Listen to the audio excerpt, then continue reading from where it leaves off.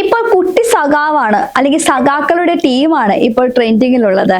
കുട്ടി സഖാവായ മുഹമ്മദ് സെയിൻ സെയിം സമാനെയും കൂട്ടുകാരെയും വീഡിയോ കോളിൽ വിളിച്ച് ആശംസ നേർന്നിരിക്കുകയാണ് നമ്മുടെ പ്രതിപക്ഷ നേതാവായ പിണറായി വിജയൻ. ഒരൊറ്റ വീഡിയോ ഇട്ട് 25 ലക്ഷത്തിലധികം ആളുകൾ ആ വീഡിയോ കണ്ടു കഴിഞ്ഞപ്പോൾ മെറ്റ അതിനെ റിമൂവ് ചെയ്ത് കളഞ്ഞു.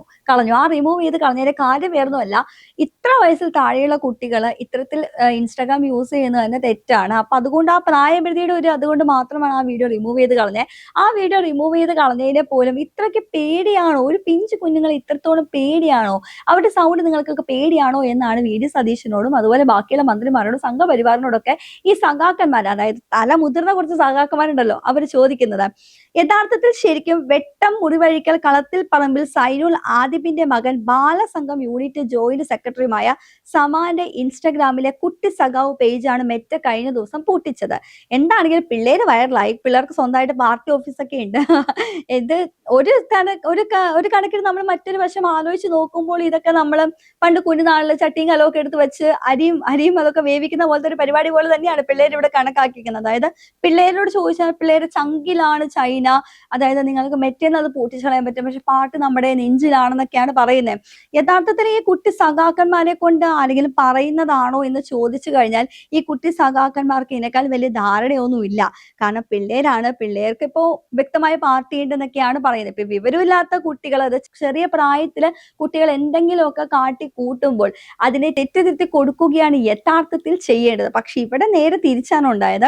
ഇന്നലെ തന്നെ തൃശ്ശൂരില് ഡിവൈഎഫ്ഐ സംസ്ഥാന സമ്മേളനത്തിലെ ഭാഗമായ സെമിനാറിൽ അതിഥിയായിട്ട് എത്തിയത് ആരാണെന്ന് വിചാരിച്ച് ഈ സമാനും അവരുടെ കൂട്ടുകാരും, അതായത് ആ ബാലസംഘത്തിലെ അതായത് കുട്ടി സഖാക്കന്മാരെല്ലാരും കൂടിയിട്ടാണ് മെയിൻ വേദിയിൽ എത്തിയത്. കാരണം അവർ ഹിസ്റ്ററി പഠിക്കട്ടെ എന്നാണ് പറയുന്നത്.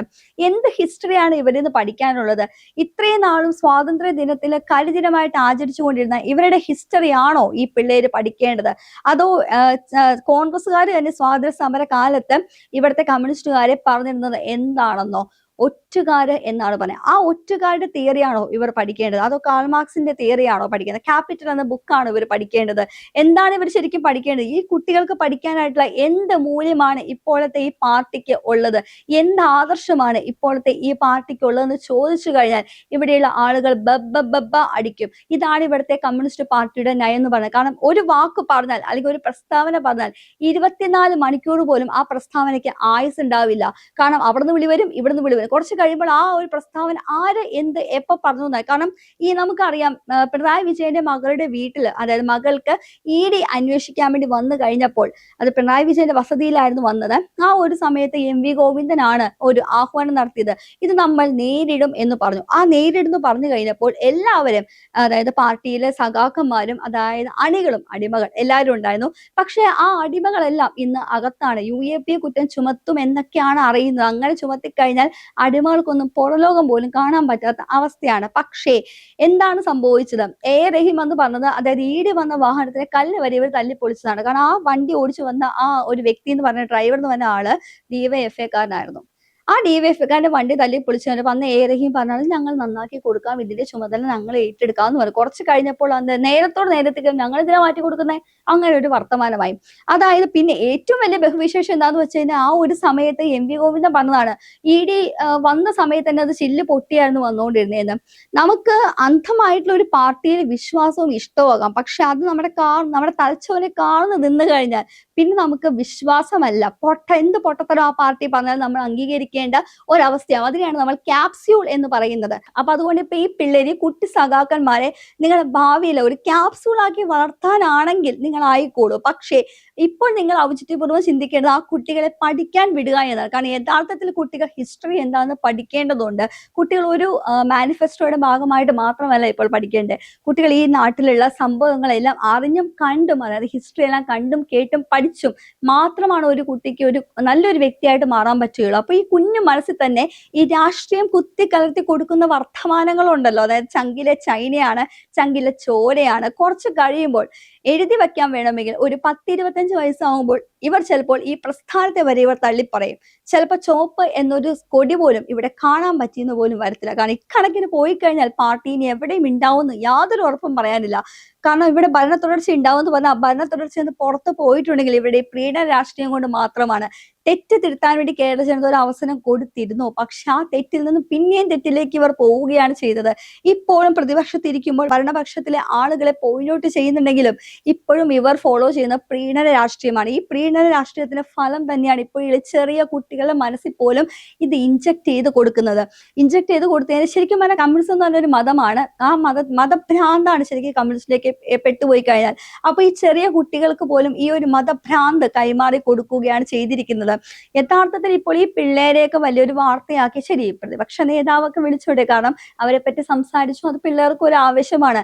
പക്ഷെ പിള്ളേരോട് പറയേണ്ട കാര്യം എന്താണ്? നിങ്ങൾ പഠിക്കേണ്ട സമയത്ത് പഠിക്കണം, അല്ലാതെ കൊടിയും തൂക്കി നടക്കാനല്ല പറയേണ്ടത്. ഈ പിണറായി വിജയന്റെ മകളും, അതായത് വീണ വിജയനും അതുപോലെ ബാക്കിയുള്ള നേതാക്കന്മാരുടെ മകൾ ആരെങ്കിലും പാർട്ടി മെമ്പർഷിപ്പ് ഉണ്ടോ? യഥാർത്ഥത്തിൽ ഈ വീണ വിജയന് പാർട്ടി മെമ്പർഷിപ്പ് പോലില്ല. പക്ഷെ എന്നിട്ട് വീണ വിജയനെ ചോദ്യം ചെയ്യാനായിട്ട് വന്നു കഴിഞ്ഞപ്പോൾ പാർട്ടിയിലെ സകല അണികളും അടിമകളും അതിന്റെ മുന്നിൽ തന്നെ ഉണ്ടായിരുന്നു.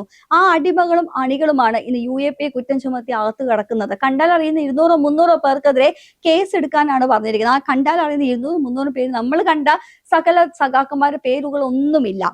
എന്താ അവസ്ഥയാണ് ഇത്? ഇതൊന്ന് ആലോചിച്ച് നോക്കുക. അപ്പോൾ ഇങ്ങനെയുള്ള ഒരു അടിമകളെയും ക്യാപ്സൂളുകളെയും വളർത്താൻ വേണ്ടിയിട്ടാണോ ഈ കുട്ടി സഖാവ് എന്ന പേജിലൂടെ ഇപ്പോൾ ഈ സഖാക്കന്മാർ ശ്രമിക്കുന്നത്?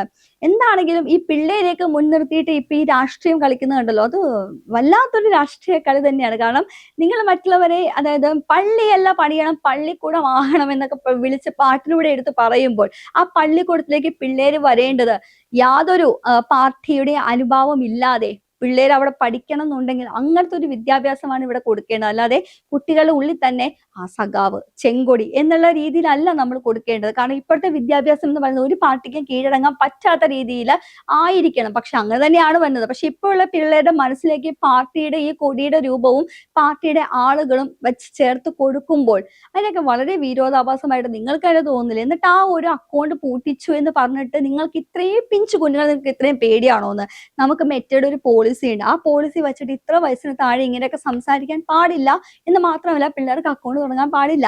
അത് മനസ്സിലാക്കി അക്കൗണ്ട് തുടങ്ങി കൊടുത്ത പിള്ളേർക്ക് എഴുതി കൊടുത്തത് ഞങ്ങളുടെ പാർട്ടി ഓഫീസാണെന്നൊക്കെ പറയുമ്പോൾ ആനന്ദപുളകിതമാവുകയും രോമമൊക്കെ എഴുന്നേറ്റിരിക്കുന്ന ആളുകളൊക്കെ ഇവിടെ ഉണ്ടാവും. പക്ഷെ അല്ലാത്ത ഒരു നോർമൽ അല്ലെങ്കിൽ നിഷ്പക്ഷൻ എന്ന നിലയ്ക്ക് നോക്കുകയാണെങ്കിൽ ഇത് വെറും പ്രഹസനം മാത്രമാണ് സഖാക്കളെ.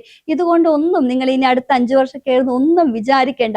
നിങ്ങൾ നിങ്ങളുടെ ട്രാക്ക് മാറാതെ, നിങ്ങളുടെ പ്രീണനഭാവം മാറാതെ, നിങ്ങളുടെ ഈ അതായത് ഈ നേതാക്കന്മാർക്ക് തന്നെ മറ്റുള്ള ഈ മതപണ്ഡിതന്മാരോടൊക്കെ അറ്റാച്ച്മെന്റ് കുറയ്ക്കാതെ നിങ്ങൾക്ക് ഇനി ഒരു കാലത്തും കേരളത്തില് ഇവിടെ ഒരു ചെങ്കൊടി ഉയരുകയുമില്ല. അടുത്ത 5 വർഷം കഴിഞ്ഞ ഭരണം കിട്ടുകയുമില്ല.